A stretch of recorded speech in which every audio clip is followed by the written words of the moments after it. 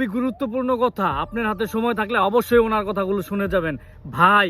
আর ভিডিওটা ভালো লাগলে বেশি বেশি করে শেয়ার করবেন। আগে ওনার কথাগুলো শুনেন।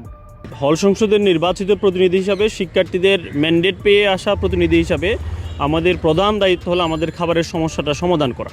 তারই লক্ষ্যে আমরা আমাদের হলের 8 নম্বর দোকানে আমরা অভিযান চালাই। সেখানে আমরা 1 কেজি সমপরিমাণ টেস্টিং সল্ট পাই এবং আপনারা জানেন ঢাকা বিশ্ববিদ্যালয় ক্যান্টিন মালিকদের সাথে যে চুক্তি হয় সেই চুক্তিতে টেস্টিং সল্ট সম্পূর্ণরূপে নিষিদ্ধ ব্যবহার করা। তো তার পরবর্তীতে আমরা সেই টেস্টিং সল্টগুলো জব্দ করি এবং আমরা হল প্রশাসনকে আমরা অনুরোধ করি যেন 3000 টাকা সম পরিমাণ জরিমানা তারা আদায় করে।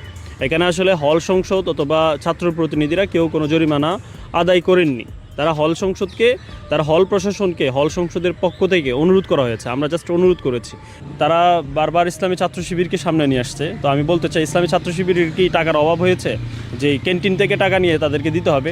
এই ধরনের অপ্রাসঙ্গিক মন্তব্যের জন্য আমি মনে করছি তার ক্ষমা চাওয়া উচিত।